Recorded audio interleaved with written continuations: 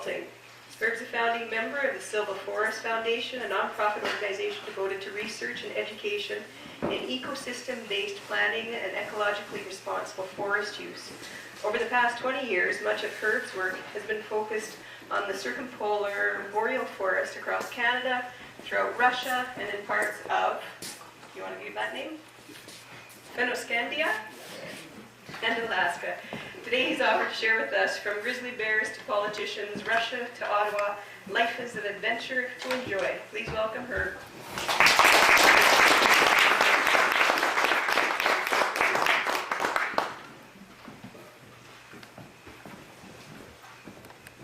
Thank you.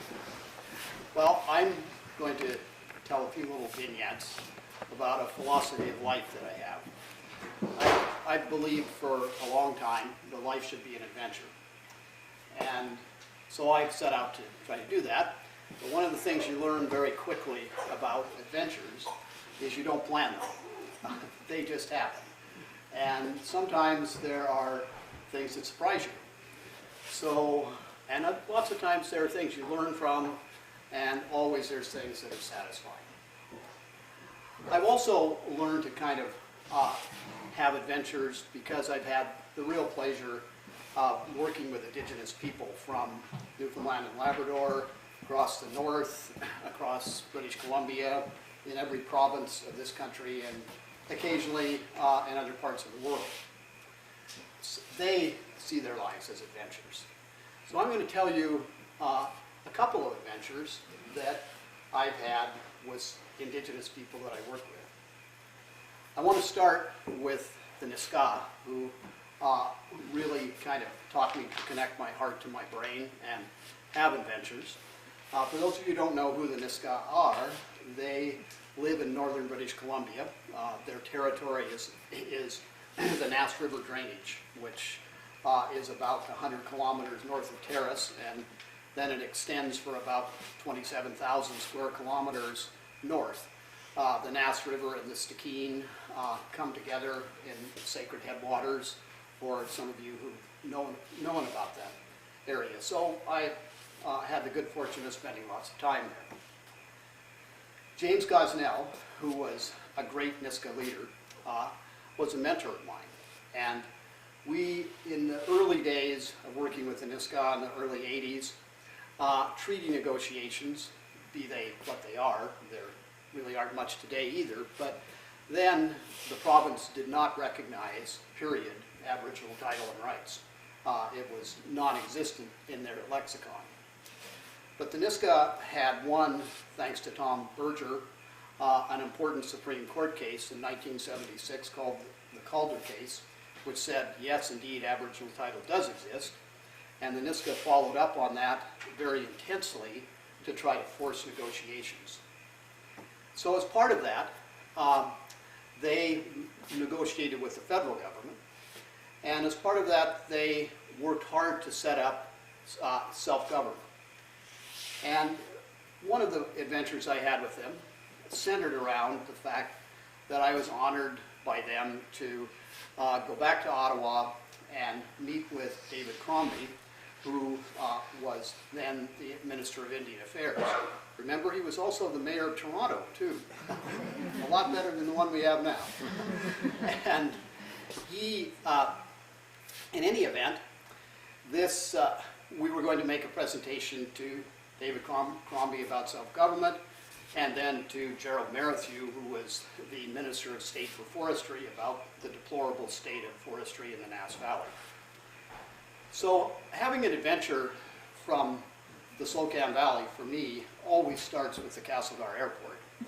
And of course, this was the middle of the winter, and fortunately, Greyhound still had an all-night bus then, and sure enough, the flight was canceled. I took the all-night bus instead of arriving in Vancouver and then taking a normal flight to Ottawa. So I get to Vancouver after the all-night bus ride, fly back to, I thought, Ottawa, and it was a late afternoon, so got a late evening flight by the time we got to Toronto. And in Toronto, we're sitting on the tarmac, and we're sitting on the tarmac, and we're sitting on the tarmac, and pretty soon the captain comes on and he says, well, there's fog in Ottawa, and he said, we're going to wait for it to lift. And so I look at my watch and I see, it's about 10 o'clock. You know, I don't think fog lifts in the middle of the night. And about that time, everybody was kind of steaming on the plane. There were a lot of business people and things, and they were muttering about how, oh, this always happens, and this is crazy, and things like this. And of course, this was in the days when Canadian Airlines, if you had any inconvenience, they started pouring alcohol. So there were drinks all around. But for me, I had the realization that I had to give 2 presentations to a couple of ministers the next day. So I stayed away from the alcohol and instead made some notes. Well, we sat, and lots of people drank, and they drank. And then about 12:30 or 1 o'clock, they canceled the flight. So I thought, the first meeting we had was with David Crombie at 8 o'clock the next morning.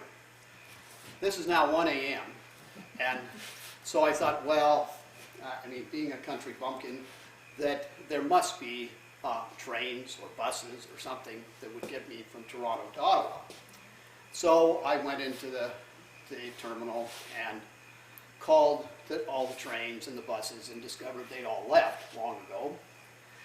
And so I decided, gee, I better phone James Gosnell and tell him I'm hung up here in Toronto, and I don't know if I can get to Ottawa. So I phoned James, and he was visibly upset when he said, you need to be here. So I said, well, okay. He says, you work on that. So I went, all right. So I hung up, and there had been a fellow watching this, I realized, who was sort of standing off to the side. And he walked up to me and he said, you really need to get to Ottawa? And I said, yeah. He says, I can get you there. And he says, I'm a taxi cab driver, I'll drive you there. And I said, okay. How much? $400. Remember, we're talking about 1982 now, so, or 83. And I went, $400? Well, let me check. So I phoned James' room. James, got a cab driver here that will take me to Ottawa. How much? $400. Calm. Okay. Click. So then I look at my watch, and by now it's like 2 o'clock in the morning. And so I said to this cab driver, I said, look, I'll make you a deal.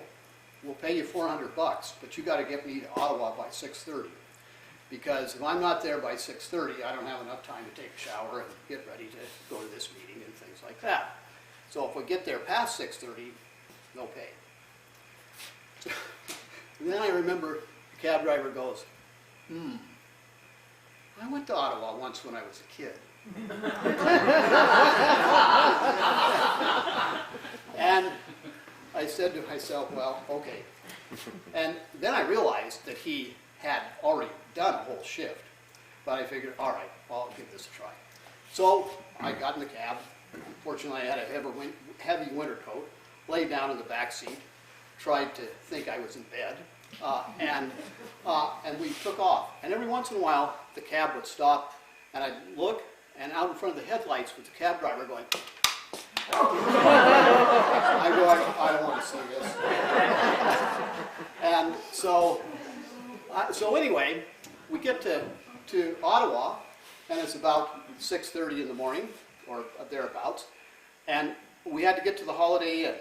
So this cab driver sees somebody walking down the sidewalk and just pulls up onto the sidewalk, rolls down the window and says, where's the Holiday Inn? You know, and so the guy told him.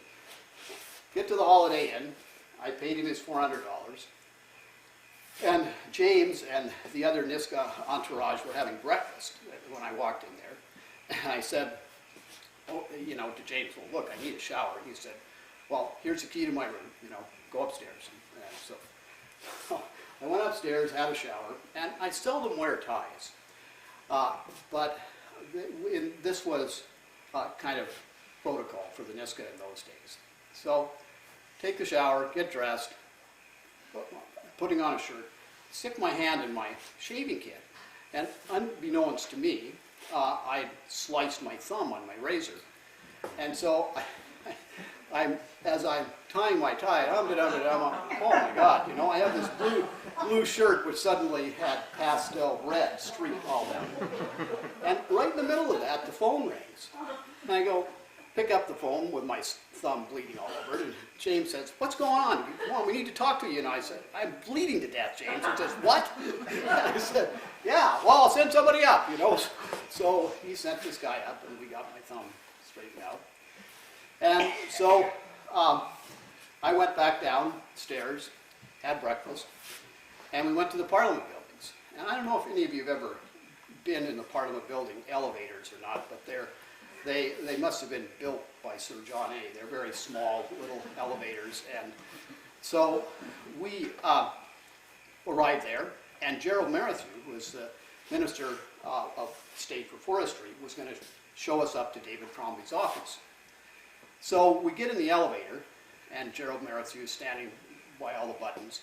And this is 8 o'clock or quarter to 8 in the morning, and of course everybody, all the secretaries, all the clerks, everybody that's going to work are trying to get in the elevators. But NISCA are pretty big people, and we filled this elevator up. So anyway, the elevator door closes, and all these people are standing there waiting for it to come back down, obviously. And Gerald Merrithew pushes floor 5 when he wanted floor 4. So we go all the way up to floor 5. The door opens and he goes, oh shit, I meant to punch 4. So then he punches the button, which is ground. And so then we go all the way back down to the ground. The door opens and all these people are sitting there looking at it. And James says, it's Ottawa. Everything goes up and down and goes nowhere. Which I thought was a very great line. So the end of that, it's not quite the end of that adventure, because we met with David Crombie, and the NISCA were very supportive of me, because David said to me, what would a forest ecologist know about self-government? And the NISCA said, well, you just need to listen. So I did my gig, and then we met with the Minister of State for Forestry. And so that was the end of the day, like 4:30 or so. But remember, I had no hotel because I had done this whole crazy trip. And the NISCA said, look, Herb, you did a nice job today. We really appreciate that. Get a nice hotel room, you know, have a good dinner, get a good sleep, fly home tomorrow. Okay, that sounded all right to me. There was no rooms to be found in Ottawa, period. We tried, James tried to pull whatever strings he could pull. There were no rooms.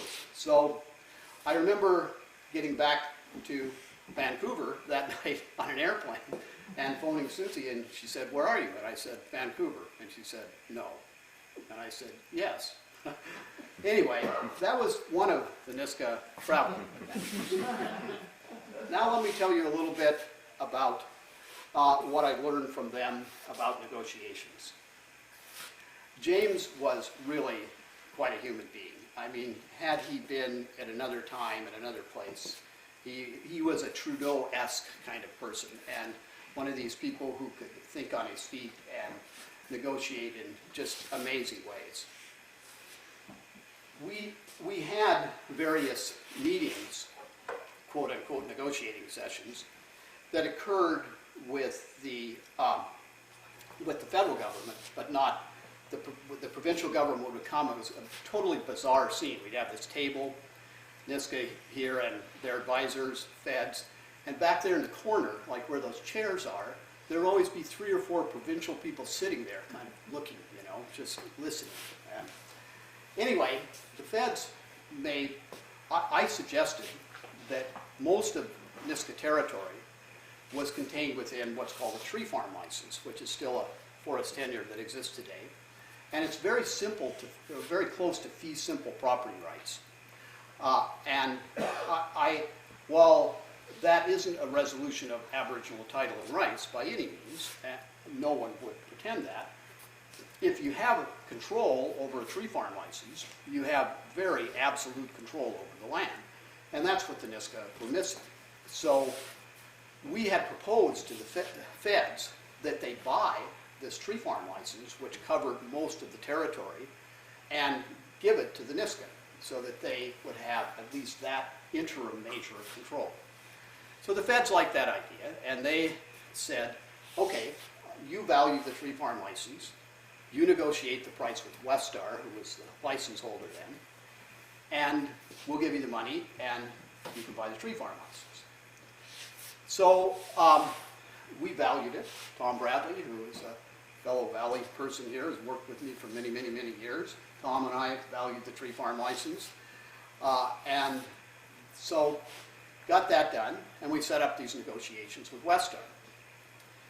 So James, we had a little caucus before we were going to Vancouver, and James said, okay, for the first meeting, I want all you guys to come dressed casually, open shirts, just, you know, it was summer. So we get to this meeting, go up to in the Westar Tower, walk in, sit down with these guys, and of course they all have on suits, and we look like we had shirts, open collar shirts, not t-shirts, and you could tell by their body language that, well, this was going to be simple. Well, I told you that James was a master negotiator, and within moments he had control of the meeting. It was our agenda. I learned a lot about things like that with him, and we did very well, and we agreed to have another meeting. So the next, as we're going down in the elevator, James says, okay, next meeting, suits and ties. And I said, we all went, okay. And so we came to the next meeting with suits and ties, and all the Westar people had open collared shirts. and they look at us and they go, huh? And once again, James had control of the meeting, and things went very well. So then the next thing that kind of gobsmacked me was we got in the elevator, and we're starting down the elevator, and James says, okay guys, next time it's dumb Indians. And I said, okay James, how do you dress as a dumb Indian? And he said, white shirts, leather jackets. So we go to the next meeting, and lo and behold, here's Westar back in their suits, and here we are in our dumb Indian garb. And we negotiated control of everything. It all worked. We negotiated a sale price, and the sad ending to the story is that while we were successful in our negotiations, the feds backed out on the price, and we never were able to buy the tree farm license. So you learn that even though you can be superior negotiators sometimes, that you don't always, that governments and corporations can have power that isn't very fair. So I told you that story to tell you a little story about home here in the Spokane Valley. Some of you will remember the Spokane Valley Watershed Alliance, which was for many years an entity that was pretty eclectic. We had sawmill workers and loggers and miners and environmentalists that all we wanted was our water taken care of. We weren't opposed to logging, but we wanted it done in a way that maintained water quality, quantity, and timely flow. So John Cuthbert was the regional manager for us then, and we were trying to negotiate with him. So we decided to organize a session at his office in Nelson. Normally, we follow a protocol I learned a lot with, and anybody who negotiates much learns, and that's that negotiate on your own timetable in your own backyard. We made people come here rather than going to Nelson or Castlegar. But we decided we'd see if we could turn things around here a little bit. So we decided we would make a presentation to John Cuthbert and his staff at an evening meeting in Nelson in the summer. And we decided, this bunch of largely Spokane Valley hippies, that we would get dressed up in suits and dresses and go to this meeting. So The Sally Ann was very busy that week. Most of us didn't have anything that remotely looked like that. And so we got our various garbs. And John Herman and J.C. Bradford, Shelley Hancock, Anthony Arnold, myself, those are some of the characters that I can remember that went to the meeting. Well, John phoned me up the night before the meeting, and he said, I know you got lots of pictures of bad logging, and he said, I want your slides. He says, can you put some in a tray for me and bring your slide projector? And I said, yeah. And he said, well, I said, we should get there early then so you can have a look at them. Oh, no, he says, don't worry about that. Just get the slides, bring the slide projector, we'll take care of the rest. So we get to Nelson, and we got there ahead of time because we wanted, which was unusual for us, but we wanted to be ahead of the curve here so that when the Forest Service walked in, we'd be there. And we set up the slide projector and things like that.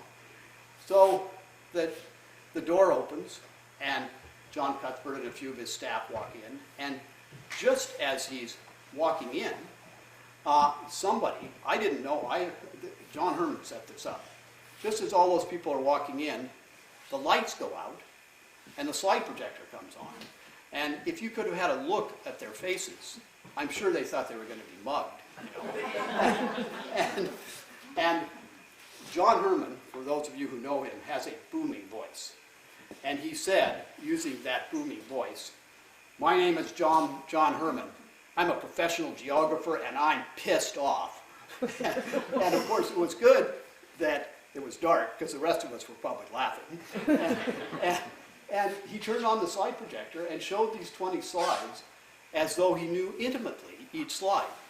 And he talked to them, told them what was wrong with it, and when we turned on the lights, there they were kind of going.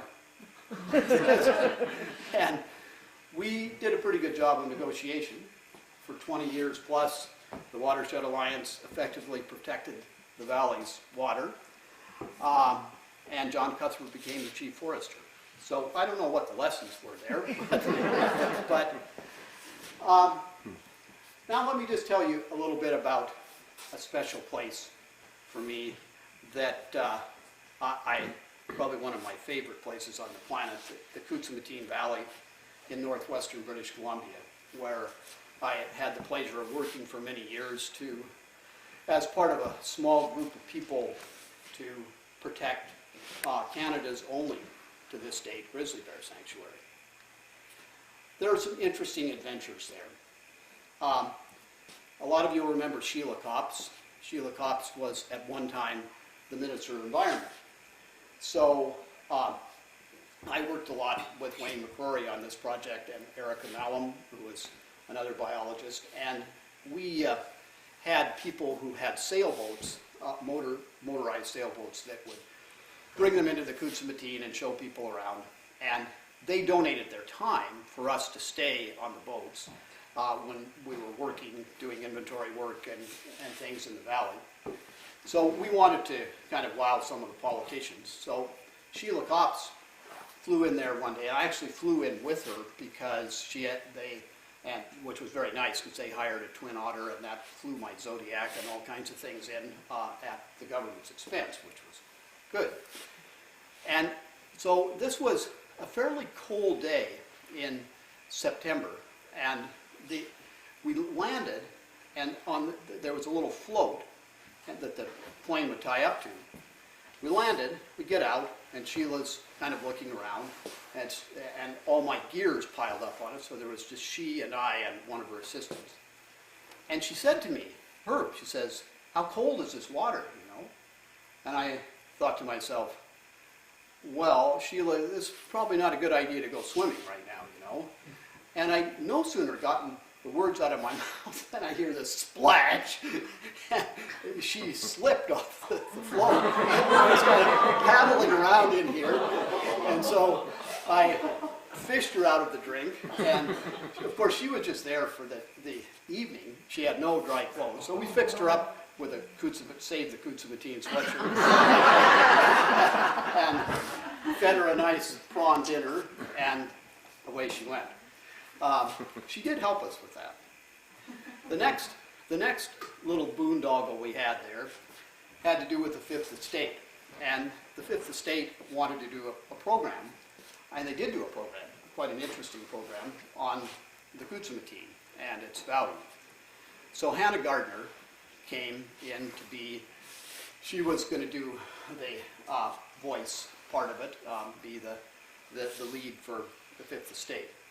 And our oldest daughter, Jody, was with me that time. I'd taken her, we'd been in the valley for a couple of weeks doing some inventory work, and then we met Hannah and the Fifth Estate crew, which is a whole nother story. But I'll tell you just a little bit about what happened with Hannah. We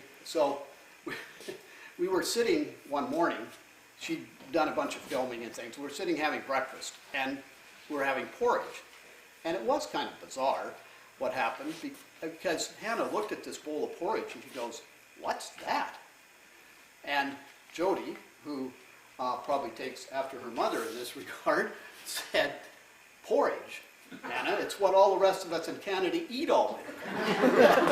I can still remember that. And the other thing I remember about that little part of it was that we went up, I had a little bivy sack, and I didn't like, and still don't like, to sleep in tight quarters. So I used to sleep in a bivy sack up above above decks. And we were up there walking around one time, and Hannah asked me what that was, and I said, "Well, that's where I sleep." And she says, "Oh, that must be nice." And I said, "Yeah, well, you see the stars, and the whales would breach and stuff like that. It was a really beautiful place to spend an evening." And so she looks at me and she says, "Well, do you have another one of those bivy sacks?" And I said, "Well, no, it's not usually the kind of thing you carry as a spare, but I did have a survival kit, and in that survival kit was one of these little tube tents, you know." So I thought to myself, "Well, so would you really like to sleep up here, Hannah?" And she said, "Yeah." And I remember setting up the tent she had a film crew there, and the photographer, or the cameraman, says to me, kind of leans over and he says, "This should last about 10 minutes. And so anyway, I go up, get in bed, laying there looking at the stars, and Hannah's in the tube tent looking up. She says, "This is really beautiful, isn't it?" You know, and I said, "Yeah," and I went to sleep. Sometime, a little while later, I woke up and she was gone. So, the last little thing to say about the Kutsumatine has to do with the bears. It is an amazing valley. Fortunately now, as a grizzly bear sanctuary, no one can go up past the estuary. But in those days, we spent a lot of time using Zodiacs and motors and lots of arm work and leg work to get up and down the valley. And but we were in the valley doing work, and Wayne kept chiding me because it was in the fall that we needed to get back before dark, you know. And I had a bad habit of long days, and we had to hike up the sides of these mountains and to record the stuff we needed to record. So, to make a long story short, when we started the day, Wayne said, "Look, there's lots of salmon and bears in here. We really need to get back before dark." Okay, so anyway, we didn't. We got down to the valley floor, and it was kind of twilight. And we had carried shotguns with us, not because we wanted to shoot a bear, but if it was the bear or us, then we had weapons that we could do that with. You would use slugs if you were going to do that, but we had little firecracker shells, which were supposedly to scare the bears away. So it's kind of twilighty, and one of the things you learn in working with bears that way is that you need to stay out in the open, and so they can see you and smell you, and you can see them. And so we had waders. I would change from my cork boots into waders, and we would make our way up the stream. And so we were doing that towards where we were camped. And we look, probably 150 meters or so up the stream, maybe 100 meters. There's a mother grizzly and 2 cubs of the year. And so we go, okay. So we decided, let's try one of these firecracker shells. So we slip one in the breech of the shotgun, fire it, thing goes up like this. Still remember the mother grizzly going. Like that. She didn't move. It was kind of like, oh, that was a nice shooting star or something like that. So we decided, well, we're not going that way. So we decided we were going to have to brave it and wade across the river. So we cut a couple staffs, and Erica was with us, and she was a pretty light person, and so she was between Wayne and I. We had this staff, and we're right in the middle of the river, and literally as far as from me to Gregoire in the back row there, here's this big male grizzly just sitting there looking at us, you know. And we said, I said, Wayne, I don't think we're going this way either. You know? So we backed up and to the middle of the river on this bar, and we waited until the male disappeared and decided it was better to take our chances waiting there than it was to tangle with the mother and the cubs. So we waded across the river, and then each tried to keep from being last in line getting back to camp. And we found our camp, interestingly enough, with grizzly tracks all through it, but nothing touched. And you know, this may sound corny, but I've been doing this for a long time, and I still think those bears knew why we were there. I think that there was a communication going on. So the last thing I want to tell you about has to do with another really special place of mine, Russia. I'm on the board of directors of an organization called Pacific Environment, but going back many years, Susie and I have volunteered with Pacific Environment in Russia to work on conservation issues, starting with tigers in the Russian Far East and things like that. And the interesting thing about Russia is that it's anyone who spends much time there will tell you it's about contradictions. You can find the greatest art and the greatest music and the greatest science, and one thing I can testify to is that none of them know how to build an outhouse. But I love the Russian people. They still to this day in the country have, they don't have much, but they would give you everything they have. And I've always felt welcome there. One time that I went by myself with some Russian guides there, we were doing some conservation work, and the trip had been just in general a boondoggle. There was no jet fuel, and so you'd fly somewhere and then you'd get stranded and things like that. And we ended up in Novosibirsk, and one thing that we'd been there for 2 days when we were supposed to have flown back to Khabarovsk, and we had, which is on the eastern side of Russia, in the Russian Far East, and for me, I had to get home at a certain time. So we're stranded in the Novosibirsk airport in what's called the Foreigners Lounge, and so David Gordon, who was at that time the ED for Pacific Environment, nicely said, well, look, Herb, I'll see if we can get a ticket for you. And one of the things I remember about that is we went to the kiosk where they sold the tickets, and the Russian woman said to me, she said, well, we have one airline that we could get you on tomorrow morning at 7:30. Canadian Airlines. Would that be okay? Well, any of you have ever flown on Aeroflot? I went, yeah, that'll be okay.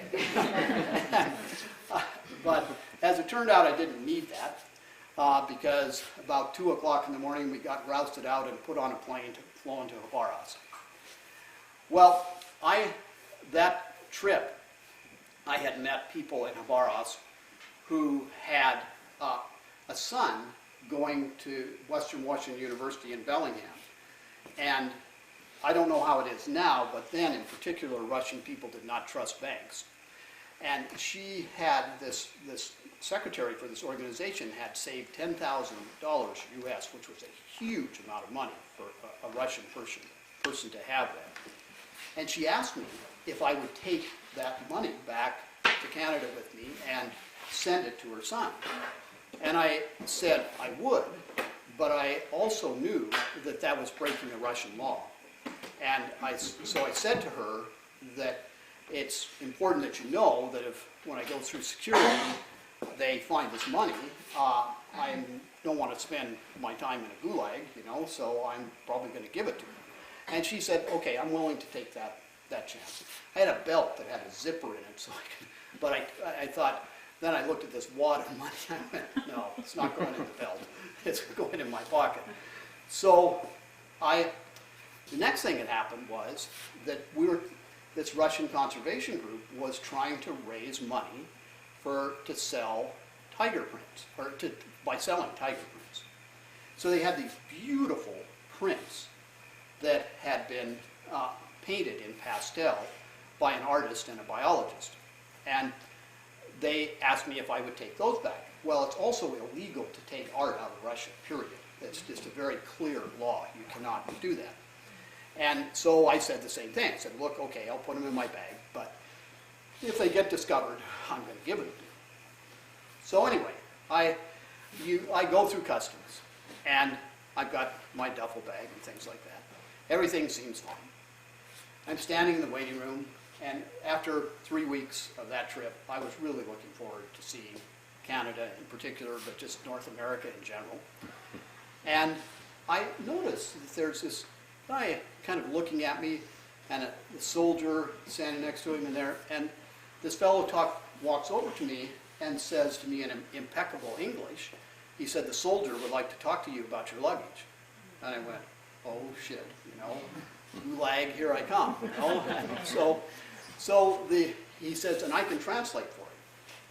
So he walked over to me, the two of them, and the soldier said, asked me if I liked the tiger prints in my bag. And I said, yeah, they're nice tiger prints. And he said, my brother painted them. He said, I hope they earn lots of money for it. And there I kind of learned a famous Russian word to me, bывает. It happens. So I wish you adventures that make you laugh, that teach you important things, and most important, enrich your life. Thanks.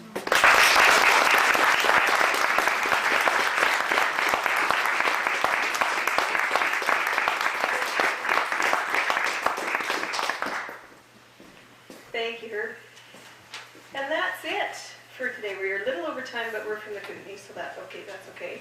And thank you, everybody, friends for coming, and family, and everybody. And I was amiss, and I forgot to thank Martina and my husband, Alan, for playing up here with us today, too. So thank you both. And thank you, everyone. Have a good evening.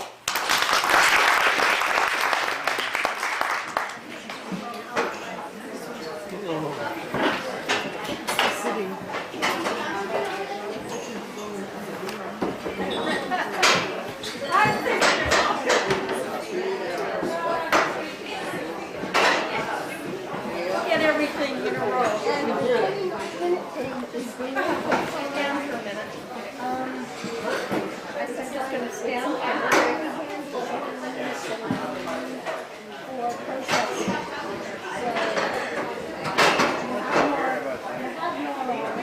So you just